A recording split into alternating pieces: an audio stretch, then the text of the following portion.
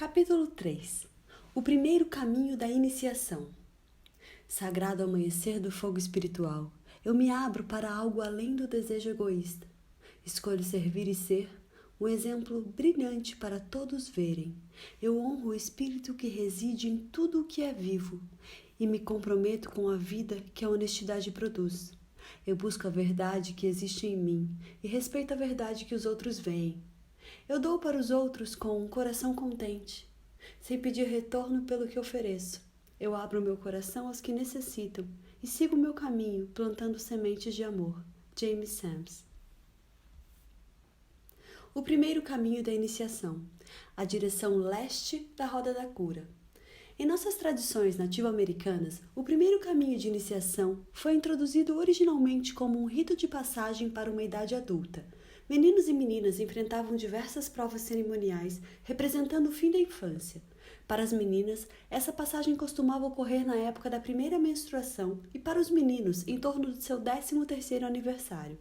As cerimônias eram diferentes de tribo para tribo, mas, em geral, incluíam um teste de bravura para os meninos e uma introdução aos mistérios da feminilidade para as meninas. Depois, os rapazes eram introduzidos no conselho dos homens e as moças no conselho das mulheres, para ouvirem os mais velhos e aprenderem sobre as responsabilidades adultas a serviço da tribo. Os jovens aprendiam a deixar de lado as emoções negativas ou infantis e a desenvolver a capacidade de agir responsavelmente. O início da idade adulta marcava um novo caminho que começa na direção leste da roda da cura. Era o início do processo de nutrição e polimento dos talentos dos jovens, transformando suas habilidades em algo que se beneficiasse tanto a si quanto à tribo. Isso permitia que o indivíduo encontrasse seu próprio caminho, com a ajuda dos melhores mentores da tribo. Todos se beneficiavam do ensinar e do aprender, sem segundas intenções. Quanto melhor o discípulo se tornasse na área escolhida, mais todos se beneficiavam. Apesar de ser difícil encontrar esse tipo de harmonia hoje, podemos usar a mesma filosofia encorajando nossos jovens a descobrirem seus talentos pessoais, tornando-nos mentores e modelos para a próxima geração. Ao ensinar como se serve e ao servir os outros, e a nós mesmos, começamos a enxergar a família global da Terra como a nossa tribo, a tribo humana. A roda da cura proporciona estrutura. A roda da cura é um símbolo norte-americano dos ciclos de vida que todos os seres humanos atravessam durante sua vida física na Terra. Todos nós passaremos por todos os aros da roda em nosso processo de crescimento. Todos começamos no leste, onde o sol nasce. O amanhecer de nossas vidas, viajamos pela roda muitas vezes a cada novo ciclo da vida. Encontramos as lições da direção leste todas as vezes que encontramos um ponto de clareza, iluminação ou novos começos. A essência do leste é o grande "Ah!", que acontece quando finalmente enxergamos através da ilusão, descobrimos novas informações e trazendo clareza para nosso caos, indecisão e confusão. A partir desse novo ponto de vista, conseguimos recomeçar porque experimentamos uma ruptura dos velhos padrões. Ideias renovadoras surgem e percebemos as peças do quebra-cabeça encaixando-se. Alguma parte nova de nós assume o lugar do velho eu que se arrastava pelo atoleiro existente antes do "Aham!". Essas são as dádivas da direção leste. Portanto, nosso primeiro caminho começa no leste. Muitas lições iniciam-se nesse primeiro caminho e continuarão com curvas e solavancos em uma compreensão ampliada à medida que o tempo passa. Cada caminho de iniciação pode ter começado em um período de iniciação anterior e continuar em outros estágios. Podemos abraçar as lições de um determinado caminho mais de uma vez, como compreender maior a cada nível de iniciação, ou podemos evitar certas lições, apenas para encontrá-las mais tarde em outro caminho. Quando um de nós faz as nossas escolhas de forma única e tem uma disposição particular para confrontar determinados aspectos de seu comportamento e personalidade, não existe regra sobre como experimentar nossos estágios de crescimento, nem precisamos compreender e vencer um desafio antes de termos permissão para continuar com outras lições que estão em andamento. Uma pessoa pode ser cega para essas lições básicas do primeiro caminho e, ao mesmo tempo, estar terminando outras lições do terceiro caminho. A verdade básica sobre tudo isso é que sempre obtemos as oportunidades que necessitamos para crescer. Podemos reconhecer portas que estão sendo abertas ou negá-las por algum tempo, mas as lições reaparecerão.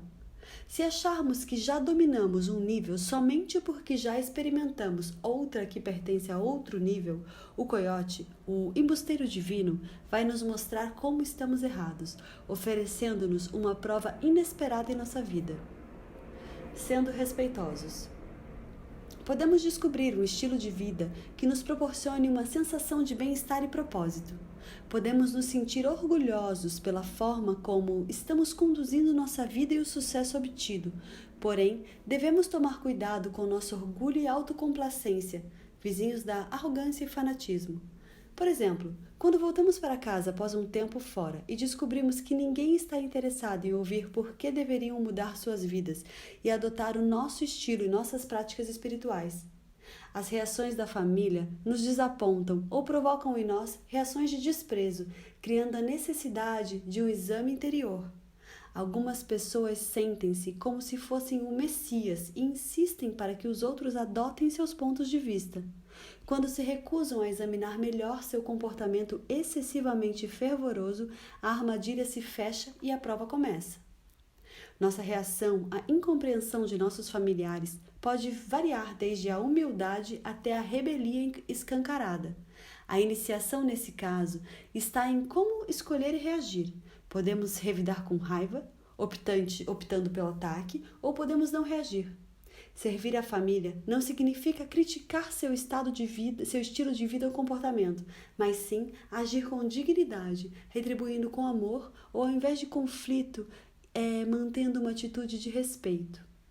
Essas provas podem gerar fúria ou restaurar a humildade necessária para entender como nossa autoimportância é falsa. Os padrões de arrogância levam-nos a inesperadas oportunidades de aprendizado. Se escolhermos nos sentir importantes, as lições podem não ser agradáveis. Culpar o outro por ser quem é impede-nos de entender que inconscientemente adotamos o mesmo padrão deles ao depreciá-los. Depreciar os outros diminui a quantidade de energia em nosso corpo. Energia essa que poderia ser usada na criação da alegria em nossas vidas. É bom lembrar que, cada vez que achamos que não temos mais o que aprender em determinada área, são nossas fraquezas e não nossas forças que serão testadas. Essas são as lições que nos oferecem maiores surpresas. É melhor encarar com bom humor. A vocação da mente para a frustração e a capacidade do ego de confundir nossas percepções são vencidas somente pela capacidade de rir de nós mesmos diante da seriedade do tem que dar certo. Se levarmos os caminhos de iniciação a sério demais, recusando-nos a rir da tolice humana, certamente iremos aprender somente com eventos dolorosos, esquecendo-nos que o maior teste de qualquer iniciação é a capacidade de aprender também através da alegria. Outra tarefa difícil é lembrar que todas as lições da vida são sempre a respeito de equilíbrio. Algumas vezes caímos em uma armadilha que nos faz aprender algo novo porque o nosso próprio comportamento criou uma necessidade. Na tradição nativa americana, chamamos esse tipo de cilada de cura do coiote. O coiote ensina-nos a como misturar o sagrado com a irreverência, atingindo o equilíbrio. Ao rir de nós mesmos, dispersamos a seriedade e rompemos o bloqueio que limita a energia. A risada refaz a trama de nossas ideias e pensamentos fixos dentro da teia dos sonhos, desmontando os muros de rigidez. Quando damos uma boa risada, conseguimos liberar a energia presa. Temos sempre uma escolha, e ao aceitar as oportunidades oferecidas, ultrapassamos os medos imaginários e as armadilhas do ego. O despertador tocou. Quantas vezes você já desligou a campainha? Algumas coisas têm o poder de mudar nossa vida para sempre. São toques de despertar que nem precisam ser grandes ocorrências. Podem ser qualquer evento que nos force a prestar atenção. Bons ou maus, fáceis ou difíceis, suas experiências sempre nos forçam a mudar. Quando não damos atenção e saímos incólumes, estamos desligando a campainha do despertador, ignorando a razão do chamado, até encontrarmos outra situação que nos força a prestar atenção a essa área de nossa vida. Todos já vimos pessoas que, à beira de um problema muito sério, começam a rezar pela primeira vez em muitos anos, fazendo todo tipo de promessa a Deus. Mas no momento em que a crise termina, elas se recusam ou se esquecem de honrar sua promessa. O toque de despertar pode ser um simples sussurro no coração ou uma alegria avassaladora. Pode vir como um desejo de inventar ou descobrir algo que ajude a humanidade, ou um calor gostoso que nos envolve quando damos algo a alguém. Podemos despertar também ao passarmos por uma experiência espiritual, uma ocorrência mística ou inexplicável, ou um milagre em nossas vidas. Em qualquer caso, não temos clareza de que ingressamos nos caminhos da iniciação, a menos que reconheçamos o chamado para o despertar e respondamos aos presságios que esse despertar traz. Só mais tarde é que entendemos que esses chamados são as primeiras mensagens enviadas por nossa essência espiritual e continuarão a ocorrer por todos os caminhos da iniciação. Alguns toques de despertar bem radicais talvez surjam na forma de experiências de quase morte, perda de bens materiais ou perdas de pessoas amadas. Poderemos ficar tão desesperados que chegamos à conclusão que é preciso mudar algo, seja em nosso comportamento, seja espiritualmente. De qualquer forma, algo acontece dentro de nós que nos faz olhar ao redor e buscar algo que funcione. Eventualmente, aprendemos no primeiro caminho que servir à humanidade dá uma sensação de liberdade e bem-estar. Todos têm dádivas e talentos a compartilhar. A forma como usamos essas qualidades mostra-nos nossas curas pessoais ou forças internas. Parafraseando um de meus mestres, pergunto: quantas vezes você já desligou seu despertador? Estados de consciência impelem-nos a ir além de limitações interiores e parar de pensar apenas em nós mesmos, abraçando a ideia de nós ao invés de eu. O poder do livre-arbítrio e da escolha pessoal determina como responderemos aos toques de despertar que a vida nos dá. Algumas vezes, fingimos que não vemos alguns sinais vermelhos, mas sabemos muito bem o que é preciso mudar para obter o fardo pesado ou uma oportunidade ótima. Podemos culpar qualquer coisa pela nossa infelicidade ou podemos aceitar o desafio de evoluir, superando a tendência mental de permanecermos presos à dor pesada ou ao medo do futuro, optando por ser o melhor possível. Um fio que todos tecemos na teia dos sonhos durante o primeiro caminho da iniciação é o desejo de criar mudanças em nossas vidas. Os toques que assinalam os primeiros desejos de despertar essas mudanças podem acontecer a qualquer momento, em qualquer idade.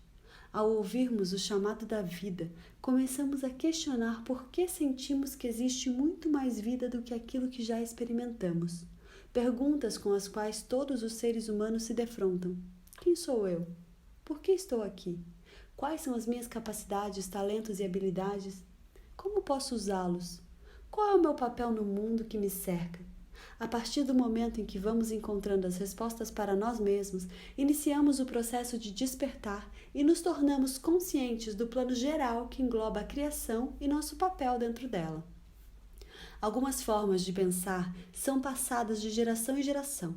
Essas crenças familiares devem ser examinadas para ver se não estamos manifestando comportamentos não funcionais que acabam limitando nossa eficácia no mundo. Não podemos ajudar os outros sem sermos instrumentos de compaixão se ficamos furiosos à menor provocação. Não podemos ser eficazes se ajudarmos alguém esperando reconhecimento. Todos nós carregamos os padrões passados pelas nossas famílias. O primeiro caminho da iniciação consiste em observarmos a nós mesmos para reavaliarmos nosso sistema de valores, jogando fora as convicções ultrapassadas que nos impedem de ser melhores. As lições do primeiro caminho principiam quando surge o desejo de servir e seguirmos esse desejo, comprometendo-nos com esse serviço. O princípio da preservação da unidade dos videntes do Sul é uma verdade universal, encontrada na natureza e no universo. O equilíbrio em tudo produz a unidade. O primeiro relacionamento que aprendemos a honrar é o respeito a nós mesmos. Se todas as formas de vida usar 51% de sua energia para a autopreservação, elas sobreviverão. Quando estamos dispostos a comprometer 51% de nossa energia para servir a nós mesmos e 49% para servir os outros, atingimos um equilíbrio que nos permite ser eficazes na vida. Seja qual for o nosso serviço, não faz diferença. O compromisso de tornar o mundo um lugar melhor para todos é a chave de qualquer caminho de serviço. Em um certo nível, estamos concordando em servir de modelo e, devido à nossa intenção de fazer o melhor, somos forçados a examinar nossa integridade pessoal, nossa disposição para crescer e mudar e nosso comportamento em fazer o que for preciso, na hora que for preciso, servindo com o coração feliz. Escolhendo servir. Cada vez que escolhemos a generosidade, a compaixão e o serviço prestado, colocamos em movimento uma cadeia de eventos que nos lança numa série de lições e de saltos de crescimento que compõem o primeiro caminho da iniciação. O primeiro passo nesse caminho é o desejo de servir. O segundo passo é a decisão de servir. O terceiro passo é a devoção pessoal e o compromisso de tornar o mundo melhor, um lugar melhor para todos.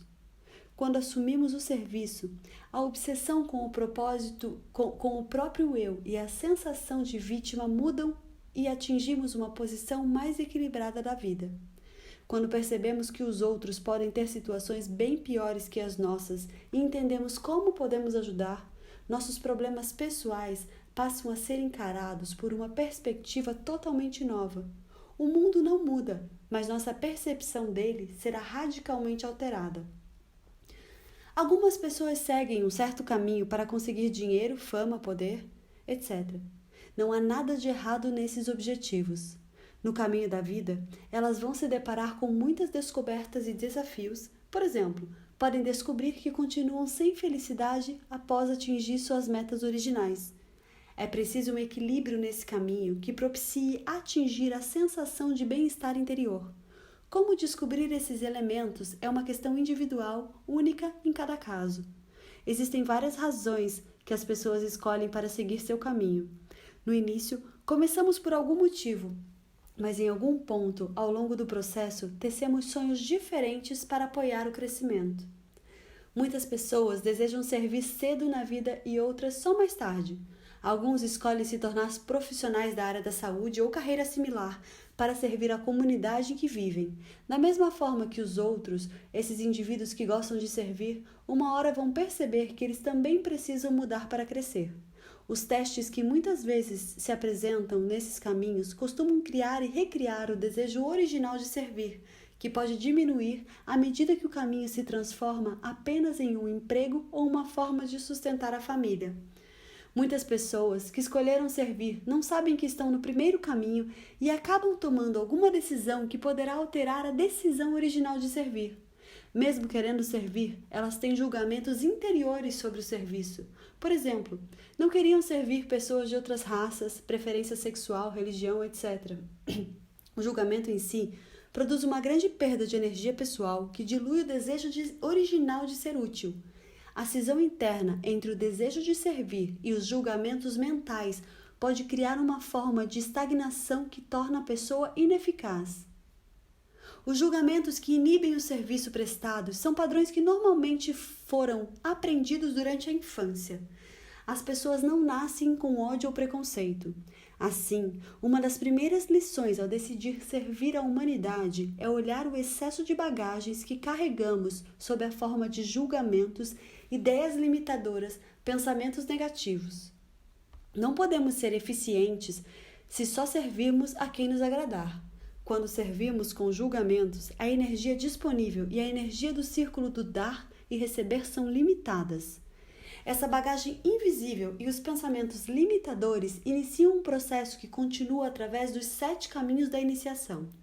Através de uma constante retirada das ervas daninhas, nós vencemos a negatividade, os julgamentos e as ações e pensamentos abusivos, quer seja contra os outros ou contra nós mesmos. Para iniciar esse processo, é preciso estar atentos para perceber quando é que estamos adotando esse tipo de pensamento ou comportamento. Cada pessoa tem seu modo de lidar com os hábitos negativos e é necessário que elimine o máximo possível através de uma decisão pessoal e não porque alguém esteja forçando a isso. Para algumas pessoas, o desejo de mudar é suficiente para provocar alterações nos hábitos. Outros descobrem o momento em que começaram a pensar assim e então abandonam o hábito. Outros constroem um credo pessoal. Todas as opções são válidas. Se tivermos uma determinação na intenção de mudar, a transformação ocorrerá. Cada vez que abandonamos um comportamento limitador, sentimos um influxo de força vital. A força liberada contém muita energia, o combustível que nos impele a novas experiências, novos níveis de transformação e clareza que nunca acreditamos ser possível.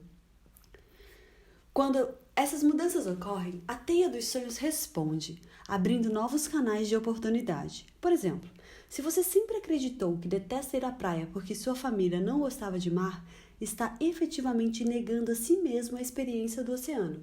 Se você mudar essa convicção e decidir que gosta de praia, apesar de sua mãe não gostar, a nova decisão altera os padrões de sua teia dos sonhos e a energia jorra para sua essência espiritual. Talvez você não saiba exatamente como as coisas mudaram, nem entenda a mecânica do processo, mas sente-se diferente. Pode ter mais vitalidade, criatividade ou inspiração, ou talvez se sinta fisicamente melhor. O ato de se abrir para novas percepções, em vez de se agarrar a antigos sistemas de crenças, alimenta a mente com inspiração e dá ao corpo uma nova força vital. No primeiro caminho da iniciação, pedem-nos que examinemos nossas formas de ser pessoais, baseadas no que nos foi ensinado ou no que assimilamos pela vida fora. A seguir, temos que decidir se esses sistemas nos servem. Quando escolhemos servir, precisamos nos livrar das ideias restritivas baseadas em preconceitos e tudo que afirma que só há uma forma de ver a vida para poder crescer. Por exemplo, se desejarmos ajudar somente as crianças com deficiência física, estamos negando nossa intenção original de servir à humanidade. Se insistimos em usar repetidamente o que aprendemos, estamos afirmando que nenhuma ideia nova pode nos inspirar para seguir adiante. Se temos um diploma universitário e achamos que o outro é ignorante porque não tiveram a mesma oportunidade, perdemos nosso propósito de vida por nos sentirmos superiores, em vez de pensar que temos uma oportunidade de compartilhar nosso conhecimento. Durante a nossa vida, é comum perdermos o senso de maravilha e de excitação que moldaram o propósito original. A cada vez que nos lembrarmos do porquê queremos continuar a servir, obtemos um renascimento que nos dá forças para prosseguir. Não podemos imaginar quando esse processo de renovação ocorrerá. Às vezes, encontramos renovação quando os outros reconhecem nossos esforços, ou através de bênçãos inesperadas que surgem, ou mesmo por causa do amor à humanidade. Qualquer retorno à clareza original limpa o que ficou envelhecido em nossas vidas e nos dá um novo vigor. Muitos eventos podem nos trazer de volta ao início do círculo, devolvendo-nos a direção leste da roda da cura, onde recebemos um merecido impulso de inspiração. O último começo. O ponto crucial do primeiro caminho é quando o primeiro véu começa a se levantar e percebemos que nossa vida tem um propósito, que estamos aqui por alguma razão que ainda não compreendemos inteiramente. Meus mestres chamam esse processo de o último começo.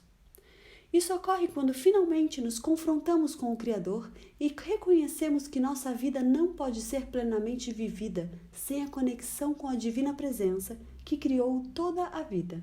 Entendemos que temos uma alma ou espírito que nos liga a Ele. Esse momento é chamado de último começo, porque desse momento em diante estamos dispostos a reconhecer que somos seres espirituais dotados de corpos físicos e, de alguma forma desconhecida, estamos ligados a um poder maior que influencia nossas vidas de forma misteriosa. Quando entendemos isso, o conceito de que os seres humanos são os seres dominantes do universo começa a mudar. Sabemos que temos corpos de carne e sangue vermelho como os animais. Fomos ensinados que o cérebro humano tem capacidade de raciocínio e inteligência, e que nos torna diferente dos animais. Sabemos que temos emoções, sensações de tatos e urgências físicas, porque sentimos isso desde o nascimento. Temos necessidade de ar, comida, toque físico, sexualidade e abrigo dos alimentos, dos elementos. Emocionalmente, desejamos companhia, nutrição, amor, aceitação e felicidade. Esses traços são comuns a toda a espécie humana. Entretanto, nem todos os seres humanos compreendem ou sentem a presença do espírito, enquanto os animais e as plantas estão instintivamente conscientes dessa força vital, ou espírito. Muitas pessoas aprenderam que têm uma alma e outras acreditam que isso não existe, negando a presença de qualquer tipo de poder maior. Quando reconhecemos nossas almas ou essências espirituais, nossa ideia de nós mesmos adquire uma dimensão extra e o primeiro véu começa a se dissolver, permitindo que a luz e a clareza entrem em nossa consciência.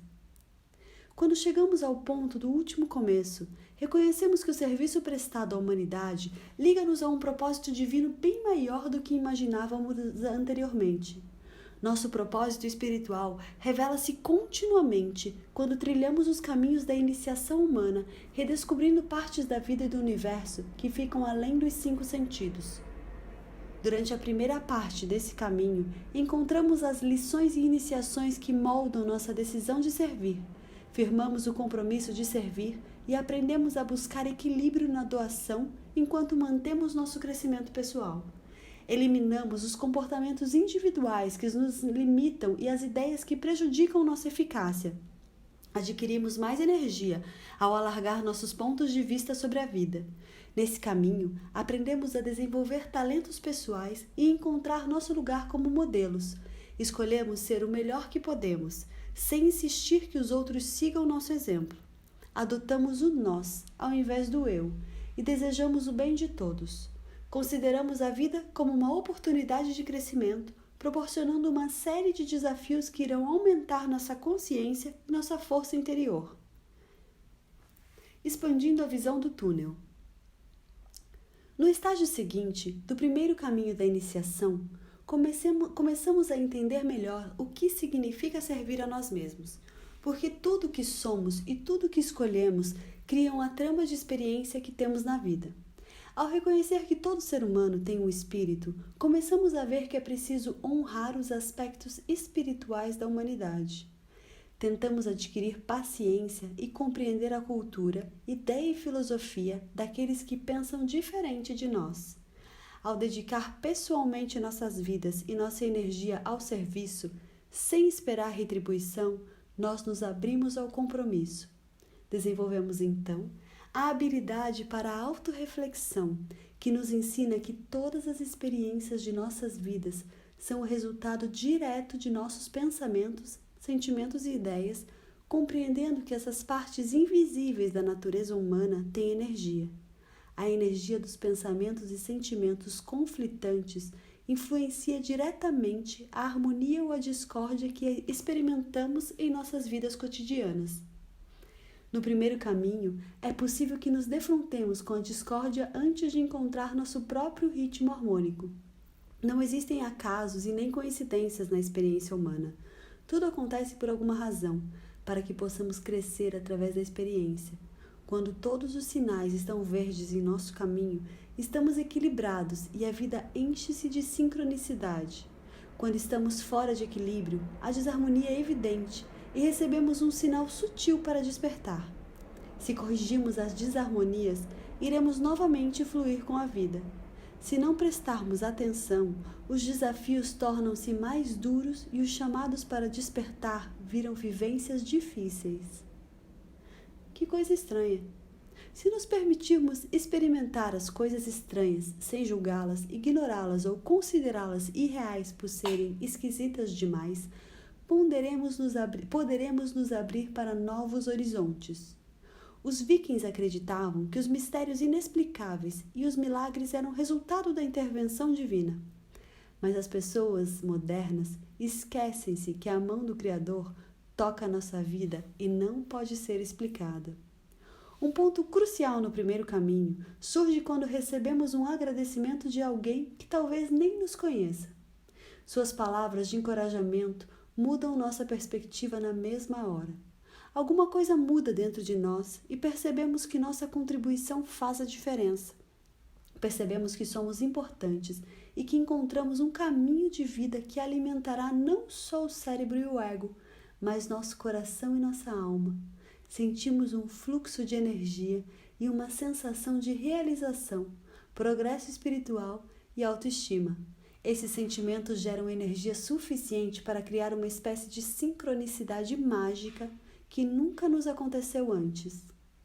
Algumas das situações estranhas que acontecem quando estamos equilibrados e experimentando a sincronicidade da vida, às vezes nos espantam. Pode ser algo tão simples quanto pensarmos em um amigo e ele nos procurar logo em seguida, ou ter uma ideia que queremos desenvolver e encontramos em seguida outras pessoas que trazem a habilidade ou a informação que precisávamos para implementar nossa ideia. Nossas experiências às vezes incluem também intenções inexplicáveis sobre algo que vai acontecer. Podemos ouvir alguém chamando nosso nome e percebemos que não há ninguém ali. Meus mestres consideravam essas experiências como o início do movimento do espírito da pessoa. Os parapsicólogos adotam diversos rótulos para nomear as ocorrências paranormais desse primeiro caminho, como déjà vu, precognição, telepatia, etc.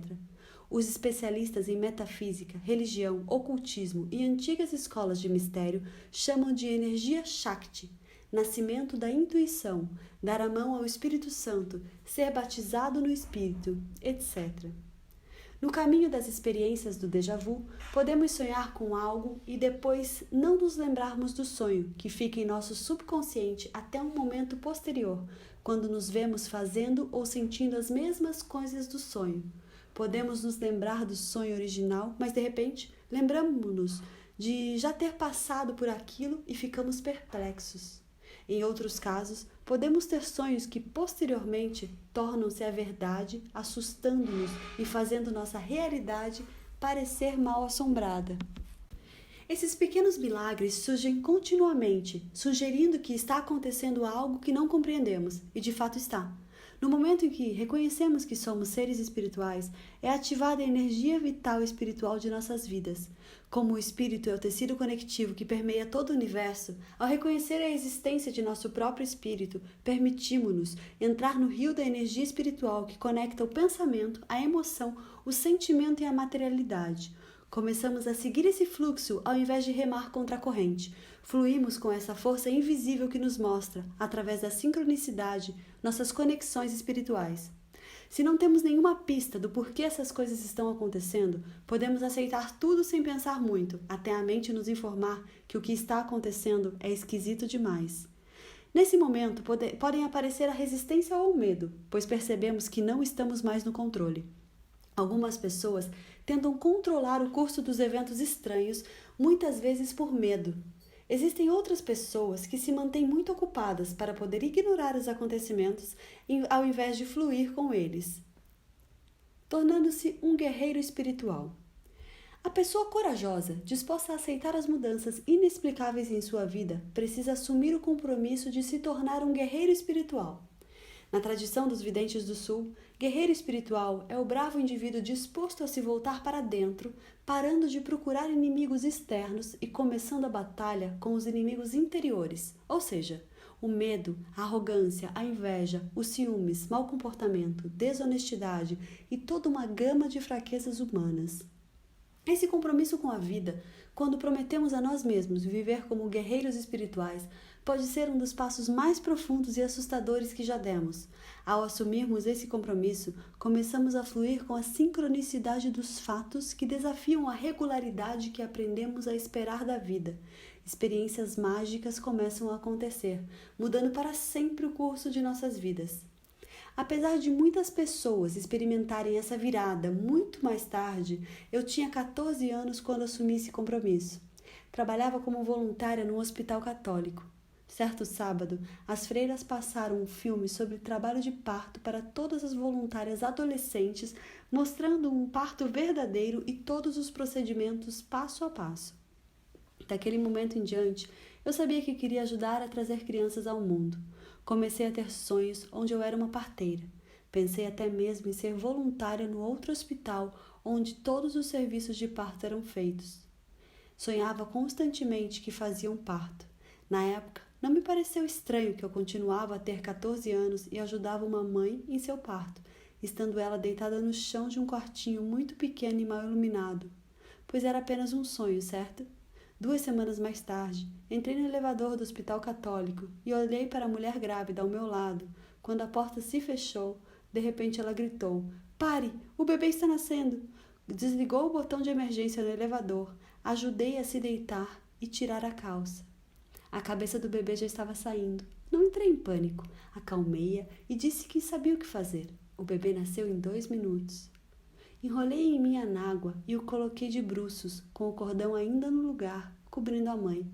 A seguir, liguei o elevador e parei no 3º andar. Chamei a enfermeira-chefe e os médicos assumiram dali para frente. A mãe grávida era de outra cidade e não sabia que não havia maternidade naquele hospital. A sincronicidade era espantosa, porque eu havia visto aquilo tudo acontecer em meus sonhos, passo a passo. Minha mãe achou que eu era uma heroína e as freiras, além da enfermeira-chefe, encheram-me de elogios. Naquele momento, eu soube que podia fazer a diferença no mundo. Uma diferença no mundo. Curvando-se sem se quebrar. Quanto mais velhos ficamos, mais nos acostumamos com nossos hábitos, pontos de vista e avaliações mentais sobre o que é possível. Porém, quanto mais flexivelmente equilibrados nos tornamos, menos caos encontraremos no caminho. Não se cria harmonia tocando-se apenas uma melodia. O equilíbrio reside em viver harmoniosamente com flexibilidade, aceitando os eventos estranhos que aparecem como parte do mistério que se desenrola em nossas vidas.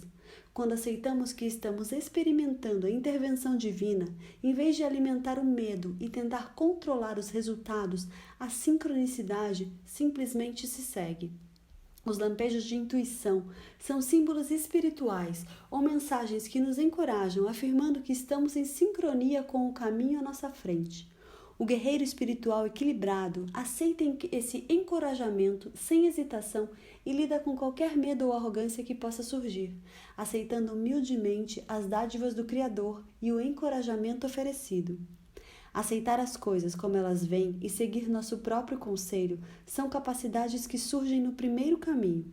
Quanto melhor ficamos nisso, mais fácil se torna manter o equilíbrio.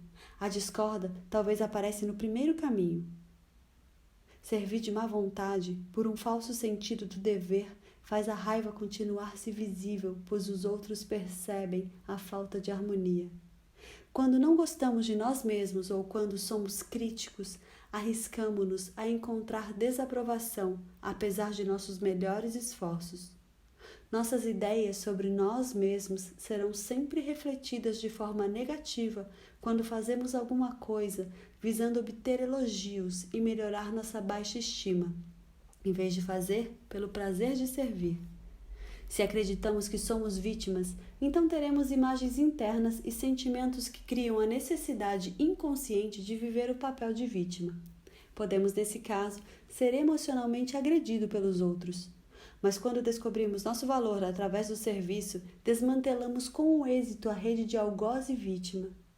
Iniciamos, então, o processo de resgatar nosso equilíbrio através da decisão de honrar a nós mesmos, descobrindo nossos talentos e reconhecendo-os como valiosos, sem nos compararmos aos outros. Permanecendo equilibrados. No primeiro caminho, certas atividades ajudam-nos a prosseguir com graça. Ouvir é muito importante. Quando ouvimos nossas próprias palavras e detectamos algo negativo ou um julgamento em nosso modo de falar, percebemos que isso atrapalha nosso progresso pessoal. Há uma expansão natural quando ouvimos nossos pensamentos e eliminamos qualquer tipo de crítica ou menosprezo, seja com relação a nós mesmos ou aos outros. Também precisamos ouvir e prestar atenção ao que os outros falam, quando expressam suas formas de vida. Se essas ideias forem negativas, precisamos ter cuidado de não adotá-las somente para sermos aceitos. É preciso manter nossos pontos de vista pessoais em harmonia. Quando ouvimos palavras que diminuem os outros, podemos nos afastar ou comentar algo positivo, não precisando apoiar a negatividade. Isso também nos ajuda a eliminar de nossas vidas o mexerico. Nossas forças são drenadas quando colaboramos com esse tipo de comportamento, porque ele não serve para ninguém. É difícil romper hábitos antigos, mas as recompensas são bem maiores do que podemos imaginar. No primeiro caminho, aprendemos como certas atividades negativas drenam nossa energia e como outras nos dão a força vital necessária para realizar nossos sonhos e metas. Imagine um rio de força vital que flutua do seu corpo para o mundo dos pensamentos e sentimentos, antes de penetrar nas atividades de sua vida e voltar ao seu corpo. Você pode se espantar ao descobrir quantos afluentes saem de você contendo pensamentos e sentimentos. Seu rio pessoal de força vital pode ser caudaloso como o Mississippi, mas a energia que você perde ao enviar pensamentos e sentimentos à teia dos sonhos através de afluentes compostos de arrependimento, medo, julgamento, negatividade e sistemas de crenças vindos dos outros drenará esse rio, fazendo você se tornar uma pessoa fraca ou medrosa. Cada vez que enfrentamos inimigos interiores e decidimos mudar o comportamento negativo, transformando-o em positivo, nós resgatamos a energia dos pensamentos negativos e recebemos a dádiva de uma nova força vital. Essa força vital foi reciclada, criando um círculo que nos alimenta a energia, tornando-nos mais fortes, pois estamos servindo a nós mesmos a aumentar a força vital disponível. O fluxo de retorno da força vital assegura nossa saúde física, bem-estar psicológico, atitudes equilibradas, segurança emocional, propósito espiritual e unidade interior. Esse é o primeiro processo entre vários que nos ensina a importância de reconhecer a energia invisível da teia dos sonhos. Os fios da força vital, ligados à essência espiritual, são depositados onde quer que enviemos nossa energia, positiva ou negativa. Toda emoção é energia em ação.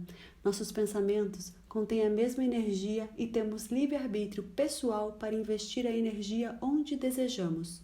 Ao tomarmos consciência de que estamos investindo nossa força vital em algo negativo, podemos facilmente resgatar esta parte de força vital e reinvesti-la em áreas que sejam úteis a nós e aos outros. O equilíbrio encontrado nesse ciclo de dar e receber é uma iniciação em si mesma. Essa lição ensina-nos que, se formos egoístas, o fluxo do recebimento diminui. Quanto mais generosos formos com os outros, mais receberemos dos outros e da vida. Mas, se não cuidarmos de nós mesmos e colocarmos os caprichos dos outros na frente de nossas necessidades básicas, vamos nos desgastar, tornando-nos fracos e ineficazes.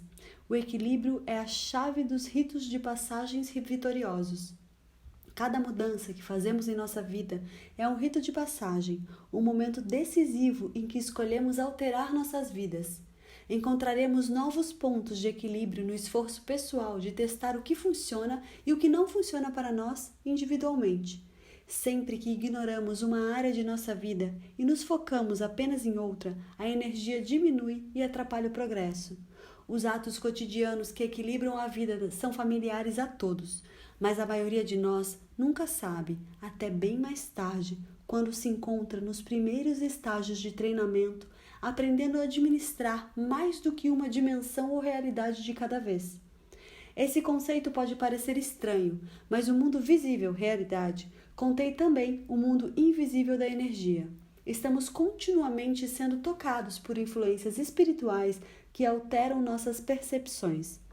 Normalmente, não as reconhecemos até tê-las encontrado muitas vezes. Os dois mundos, do tangível e do invisível, atravessam um ou outro, como um cruzamento cheio de gente. Um desses mundos contém a matéria e usa a energia do outro mundo, sem perceber claramente as forças ali contidas.